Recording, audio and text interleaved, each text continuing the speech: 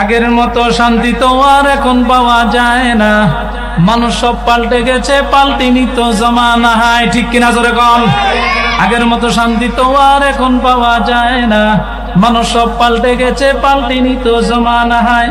মানুষ সব পাল্টে গেছে, জমানা ঠিকই আছে, জমানা ঠিকই আছে, মানুষ সব পাল্টে গেছে। চুলগুলো খাটো খাটো, শার্ট প্যান্ট আটো শাটো, সানগ্লাস চোখে তার যেন কোনো জমিদার, ঠিক কিনা জোরে কোন? চুলগুলো খাটো খাটো, শার্ট প্যান্ট আটো শাটো, সানগ্লাস চোখে তার যেন কোনো জমিদার। ভোট জোতা পায়ে দিয়ে, কাঁধে এক ব্যাগ নিয়ে, ঠোঁটে দেয় লিপস্টিক, হাসে শুধু ফিক ফিক। ওদিকে গেল দু চোখ, মনে হলো ভদ্রলোক, কে দেখি আরে পুরুষ মানুষ না, মাশাআল্লাহ দাঁড়ায় আছে মিস জরিনা আপা, ঠিক কিনা জোরে কোন? মাশাআল্লাহ দাঁড়ায় আছে মিস জরিনা আপা, মাশাআল্লাহ দাঁড়ায় আছে মিস জরিনা হে। আগের মতো শান্তি তো আর এখন পাওয়া যায় না, মানুষ সব পাল্টে গেছে, পাল্টেনি তো জমানা হায়, ঠিক কিনা জোরে কোন? মানুষ সব পাল্টে গেছে, কিন্তু জমানা কি আছে? ঠিক আছে। এক একজনের এক এক কথা আমরা জানু কই। যুবকরাও পড়ছে বিপদের মধ্যে, সাধারণ মানুষও পড়ছে বিপদের মধ্যে। এই জন্য এলম শিখার দরকার আছে না নাই জোরে কোন? কোরআনের এলম শিখার দরকার আছে তো? এইটাই কয় আগের মতো শান্তি তো আর এখন পাওয়া যায় না, মানুষ সব পাল্টে গেছে, পাল্টেনি তো জমানা হায়। মানুষ সব পাল্টে গেছে, জমানা ঠিকই আছে, জমানা ঠিকই আছে, মানুষ সব পাল্টে গেছে। লম্বা লম্বা আছে চুল, কানেতেও আছে, হাতে দেয় সোনার চুড়ি, চিকন ফিতার গড়ি, পাঞ্জাবি গায়ে দিয়ে হাত আছে মোড়ানো, লম্বা ওড়নাটা কাঁধে আছে ঝুলানো, হেঁটে চলে আঁকা বাঁকা যেন কোনো নায়িকা। কাছে গিয়ে দেখি হায়রে মাইয়া মানুষ না, এটা হইলো আমগো পাড়ার মিস্টার সোহেল রানা, এটা হইলো আমগো পাড়ার মিস্টার সোহেল রানা, ঠিক কিনা জোরে কোন? আগের মতো শান্তি তো আর এখন পাওয়া যায় না, মানুষ সব পাল্টে গেছে, পাল্টেনি তো জমানা হায়। মানুষ সব পাল্টে গেছে, জমানা ঠিকই আছে, জমানা ঠিকই আছে, মানুষ সব পাল্টে গেছে। মোটা বই আছে হাতে, কলমটাও আছে সাথে, একবারে বই লইছে মোটা তাজা দেখে, কলমটাও লইছে, এরকম আছে না নাই? মোটা বই আছে হাতে, কলমটাও আছে সাথে, সাদা শার্ট গায়ে দিয়ে, সুজোড়া পায়ে দিয়ে, জিন্সের পরেছে প্যান্ট, মনে হলো স্টুডেন্ট। পরনে আছে যে বেল, গায়ে মাখে দামি সেন্ট, যায় বন্ধুর আড্ডায়, চিন্তায় করে রাস্তায়, নেশা করে গাঞ্জা খেলে 8 মাস থাকে জেলে, আছে না নাই? নেশা করে গাঞ্জা খেলে 8 মাস থাকে জেলে। অবশেষে মনে হলো এইটা কোনো ছাত্র না, এটা হলো আমগো পাড়ার টুকাই বাবুল কানা, এটা হইলো আমগো পাড়ার টুকাই বাবুল কানা, এটা হইলো আমগো পাড়ার টুকাই বাবুল কানা হে। আগের মতো শান্তি তো আর এখন পাওয়া যায় না, মানুষ সব পাল্টে গেছে, পাল্টেনি তো জমানা, ঠিক কিনা? মহা মুসিবতের মধ্যে আছি আমরা।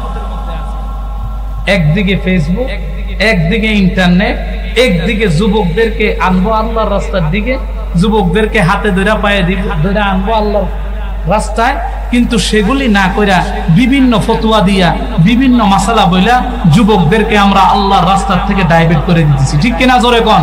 আল্লাহ এই জাতীয় ফিতনা থেকে আমাদেরকে হেফাজত করুক, সকলে বলে আমিন। মক্কার ইমাম সাহেবরা যখন কোরআন শরীফ পড়ে কেমন লাগে? هل أتى على الإنسان حين من الدهر لم يكن شيئا مذكورا إنا خلقنا الإنسان من نطفة أمشاج نبتليه فجعلناه سميعا بصيرا إنا هديناه السبيل إما شاكرا وإما كفورا إنا أعددنا للكافرين سلاسل وأغلالا وسعيرا تكنا زرقا إن الأبرار يشربون من كأس كان مزاجها كافورا عينا يشرب بها عباد الله يفجرونها تفجيرا يوفون بالنذر ويخافون يوما كان شره مستطيرا ويطعمون الطعام على حبه مسكينا ويتيما واسيرا إنما نطعمكم لوجه الله لا نريد منكم جزاء ولا شكورا إنا نخاف من ربنا يوما عبوسا قمطريرا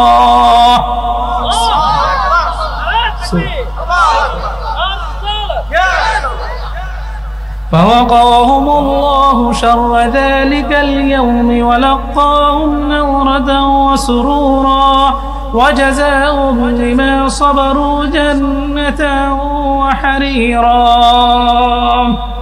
এইভাবে যখন তেলাওয়াত করতে থাকে পিছনের বহু হাজারো মুসল্লি আছে যাদের আবেগ যাদের চোখের পানি তারা ধরে রাখতে পারে আল্লাহ আপনি আমাদেরকে এই রমজানের উসিলায় আমাদের জীবনের সমস্ত গুনাহ মাফ করে দিন সকলে বলি আমিন আল্লাহ আমাদের মা বাবার গুনাহকে মাফ করে দিন সকলে বলি আমিন আল্লাহ এই মাহফিলে গভীর রজনীতে যারা বসে বসে কোরআনের আলোচনা শুনতেছে তাদেরকে গুনাহ মাফ করে দিন সকলে বলি আমিন যেই যুবকেরা আল্লাহ এই আয়োজন করেছে তাদের জীবনের গুনাহগুলি মাফ করে দিন সকলে বলি আমিন التين والزيتون وطور سينين وهذا البلد الأمين আল্লাহ এখানে চারটা জিনিসের কসমকে একটা কথা বলেছেন লাকাদ খালাকনাল ইনসানা ফি আহসানি তাকওয়িম সুবহানাল্লাহ বলেন লাকাদ খালাকনাল ইনসানা ফি আহসানি তাকওয়িম নিঃসন্দেহে আমি আল্লাহ মানুষকে সবচেয়ে সুন্দর আকৃতি দিয়ে বানিয়েছি এখানে আল্লাহ কসম খেয়েছেন আবার কোথাও আল্লাহ কসম খেয়েছেন ওয়াদ-দুহা ওয়াল-লাইলি ইযা সাজা মা ওয়াদ্দা'আকা রাব্বুকা ওয়া মা ক্বালা আবার কোথাও আল্লাহ কসম খেয়েছেন ওয়াল ফাজর ওয়া লায়ালিন আশর ওয়াশ-শাফ'i ওয়াল-ওয়াতর ওয়াল-লাইলি ইযা ইয়াসর আবার কোথাও আল্লাহ কসম খেয়েছেন ওয়াশ-শামসি ওয়া দুহাহা ওয়াল-কমারি ইযা তালাহা والنهار إذا جلاها سبحان الله আল্লাহ এই বিভিন্ন জায়গায় কসম খেয়েছে তো আল্লাহ এই ঠিক তার ধারাবাহিকতায় সূরা আসর শুরু করতে যায়ও আল্লাহ কসম খেয়েছে আল্লাহ বলেন ওয়াল আসর সময়ের কসম তাহলে যে কথাটা বলছিলাম আল্লাহ যেহেতু কসম খেয়েছেন নিঃসন্দেহে এটার দাম কম না বেশি বেশি এই একটা জবাব আরেকটা জবাব হলো আল্লাহ পৃথিবীতে অসংখ্য অগণিত নিয়ামত দিয়েছেন যেমন আল্লাহ বলেন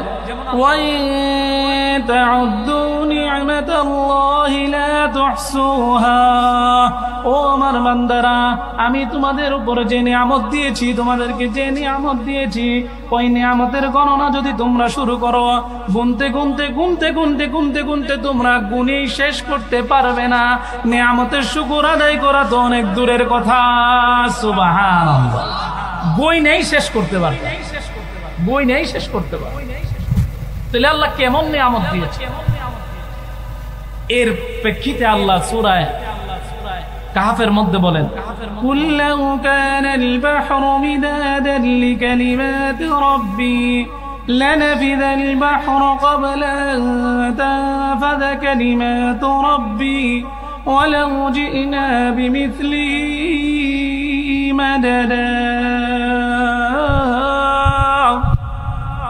আল্লাহ বলেন যদি সারা দুনিয়ার সমস্ত সমুদ্রের পানিগুলি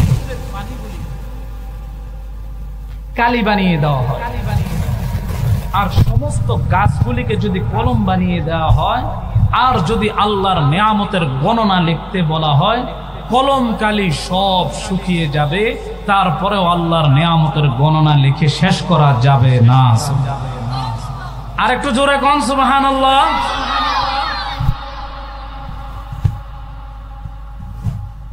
তাহলে আল্লাহ তাআলা কি পরিমাণ কি পরিমাণ নেয়ামত আমাদের উপর আল্লাহ দিয়েছেন, গইনেই শেষ করতে পারবো না,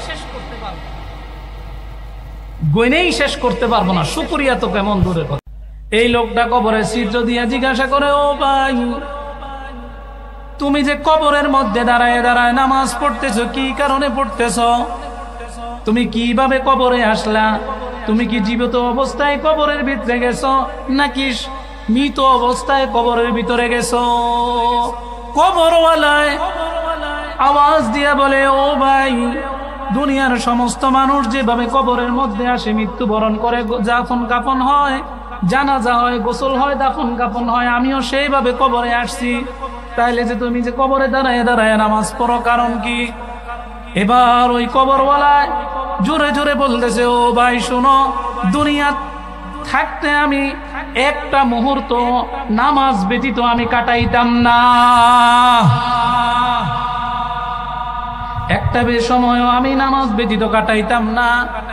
আর সব সময় আমি দোয়া করতাম, ও আল্লাহ, যখন আমি এই দুনিয়া ছেড়ে কবরে চলে যাব, আল্লাহ, কবরে যাওয়ার পরে কবরে যদি কাউকে নামাজ পড়ার অনুমতি দেন, তাহলে আল্লাহ আমাকেও কবরের মধ্যে নামাজ পড়ার অনুমতি দিয়েন। সুবহানাল্লাহ। দিল মেরা বন যায় এক ময়দান হো, তু হি তু হি তু হি তু হি তু হি তু, इश्क महबूबे खुदा जिस दिल में हासिल नहीं, लाखों मोमिन हो मगर ईमान में कामिल नहीं, बज़ाहिर चश्मे सूरत भी हनूदा, वले चश्मे दिगर दर दिल खुशूदा। सुबहानाल्लाह। বাহির থেকে জিজ্ঞাসা করতেছো, ও ভাই, তুমি এই কবরের মধ্যে কতদিন যাবত এইভাবে দাঁড়ায় নামাজ পড়তেছো? সে বলে, এইভাবে আমি 400 বছর পর্যন্ত কবরের মধ্যে দাঁড়ায় নামাজ পড়তেছি। সুবহানাল্লাহ। আরো জোরে কোন সুবহানাল্লাহ। এইভাবে কবরের মধ্যে 400 বছর এইভাবে দাঁড়ায় দাঁড়ায় নামাজ পড়তেছি। এই কথাটা শোনার সাথে সাথেই কবরের বাহির থেকে সে বলে উঠলো, সুবহানাল্লাহ। সুবহানাল্লাহর কথাটার আওয়াজটা তার কানে যাও, কবরওয়ালার কানে যাওয়ার সাথে সাথে সে বলতেছে, ভাই রাখো রাখো, আমার যে 400 বছরের নামাজ, এই নামাজটা আমি তোমাকে দিয়ে দিলাম, আর তুমি যে একবার সুবহানাল্লাহ পড়ছো, ওই একবারের সুবহানাল্লাহর সওয়াবটা তুমি আমারে দিয়ে দাও। সুবহানাল্লাহ, সুবহানাল্লাহ। 400 বছরের নামাজ নিয়ে যাও, আর একবারের সুবহানাল্লাহর নেকি আমারে দিয়ে দাও। কবরের বাহিরওয়ালা ব্যক্তি আশ্চর্য হয়ে গেল, তুমি 400 বছর পর্যন্ত দাঁড়ায় দাঁড়ায় নামাজ পড়তেছো, কত হাজার রাকাত নামাজ পড়েছো, কত রাকাত নামাজ পড়েছো, কত সেজদা তুমি দিয়েছো, সেগুলোর তুলনায় আমার একবারের সুবহানাল্লাহর কি দাম? কবরওয়ালা আওয়াজ দিতেছে, আমি যদি 400 বছরের ইবাদত না, 400 বছরের নামাজ নাই, আমি যদি আমার সারা জীবনের নেকি আর নামাজও যদি তোমারে দিয়ে দিই, ওই তোমার একবার সুবহানাল্লাহর সমান হবে না। কারণ হলো, কবরের মধ্যে যাওয়ার পরে মানুষের কোনো ইবাদত আসমান পর্যন্ত যায় না। দুনিয়া থাকতেই একবার যদি সুবহানাল্লাহ পড়ে, সেটার নেকিও কবরে চলে আসে। একবার আলহামদুলিল্লাহ পড়লো, সেটার নেকিও কবরে চলে আসে। একবার দুরূদ শরীফ পড়লে সেটার নেকিও কবরে চলে আসে। তোমার সুবহানাল্লাহর দাম আমার 400 বছরের নামাজের চেয়েও বেশি। সুবহানাল্লাহ। এই 400 বছরের নামাজ পড়ছি, একটা নেকিও হয় নাই, তুমি একবার সুবহানাল্লাহ কইছো, আল্লাহ তাআলা জান্নাতের মধ্যে একটা গাছ লাগাই দিছে, যেই গাছটা এত বড়, আরবের একটা খুব দ্রুতগামী ঘোড়া যদি 1000 বছর পর্যন্ত দৌড়ায়া ওই গাছের ছায়া শেষ করতে পারবে না। সুবহানাল্লাহ। মুসা আলাইহিস সালামের কাছে একজন মেয়ে লোক আসছেন, একজন মহিলা আসছেন। আয়েশা বলতেছেন, ওগো আল্লাহর নবী, আমি বড় গুনাহ করে ফেলেছি, আমি বড় অপরাধী, আমি পাপ করেছি। মুসা আলাইহিস সালাম কথাটার মধ্যে গুরুত্ব দিতেছেন না, আবার বলতেছেন, ওগো আল্লাহর নবী, আমি গুনাহ করে ফেলেছি, আমি অপরাধী, আমি মহা গুনাহ করে ফেলেছি। মুসা আলাইহিস সালাম আবার বললেন, তুমি এমন কি গুনাহ করেছো বারবার আমাকে বলতেছো?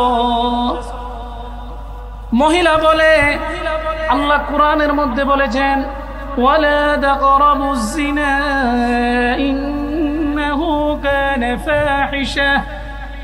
আল্লাহ কোরআনের মধ্যে বলেছেন জিনার কাছেও যেও না। ওগো আল্লাহর নবী, আমি জিনা করে ফেলেছি। শুধু জিনা করেছি এমন না, এই জিনার কারণে আমার পেটের মধ্যে বাচ্চা এসেছে। সেই বাচ্চাটা ভূমিষ্ঠ হওয়ার পরে আমি গলা টিপে সেই বাচ্চাটাকে হত্যা করেছি। নাউজুবিল্লাহ। মুসা আলাইহিস সালাম তো এমনি রাগী নবী, ঠিক কিনা জোরে কম? মুসা আলাইহিস সালাম কথাটা শুনতে দেরি, মুসা আলাইহিস সালামের চেহারা লাল হয়ে গেছে, চোখগুলো আগুনের গোল্লার মতো লাল হয়ে গেছে। বলে কি আবার আমার কাছে আসছে। মুসা আলাইহিস সালামকে এই মুহূর্তে এখান থেকে বিদায় হয়ে যাবে। কিতাবের মধ্যে লেখে ওই মহিলা মুসা আলাইহিস সালামের দরবার ছাইরা এখনো তার নিজের বাড়ি পর্যন্ত যায় নাই। আল্লাহ জিবরাইল আলাইহিস সালামকে মুসা আলাইহিস সালামের কাছে পাঠায় দিয়েছে। উচ্চ কণ্ঠে বলি সুবহানাল্লাহ। জিবরাইল আলাইহিস সালামকে পাঠায় দিয়েছে মুসা আলাইহিস সালামের কাছে। আর আল্লাহ ডাক দিয়ে বলতেছেন ওয়াহিয়া মদসুয়ে মুসা আজ খুদা বান্দায়ে মারা চরা কর দি জুদা তু বরায়ে ওয়াসলে কর দান আমদি না বরায়ে ফসলে কর দান আমদি। জিবরাইল আলাইহিস সালাম ওই মহিলা এখনো ঘর পর্যন্ত, নিজের ঘর পর্যন্ত যায় নাই। আল্লাহ জিবরাইল আলাইহিস সালামকে মুসা আলাইহিস সালামের কাছে পাঠাই দিয়েছে। মুসা আলাইহিস সালাম এসে জিবরাইল আলাইহিস সালামকে প্রশ্ন করতেছে, আল্লাহ আপনাকে সালাম দিছে আর জানতে চেয়েছে এই মহিলার চেয়ে বড় কোনো অপরাধী আর আছে কিনা। সুবহানাল্লাহ।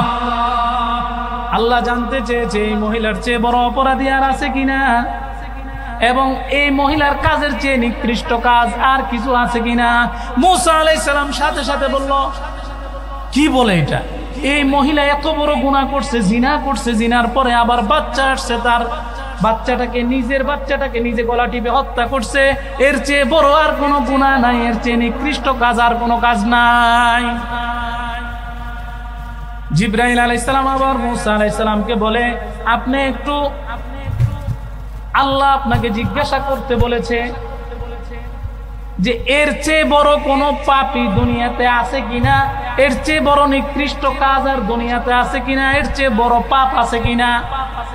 মুসা আলাইহিস সালাম বলে, আমার দৃষ্টিতে এর চেয়ে বড় পাপ আর নাই এবং এর চেয়ে নিকৃষ্ট পাপীও আর নাই। মুসা আলাইহিস সালামকে জিবরাইল আলাইহিস সালাম বলে, না না না, আল্লাহ এটার উত্তর দিয়েছেন। আল্লাহ বলেছেন এর চেয়ে বড় পাপ দুনিয়াতে আছে আর পাপীও দুনিয়াতে আছে। সেটা হইল যে ব্যক্তি ইচ্ছাকৃতভাবে নামাজ ছেড়ে দেয়, ইচ্ছাকৃতভাবে নামাজ ছেড়ে দেওয়া জিনার চেয়ে বড় গুনাহ।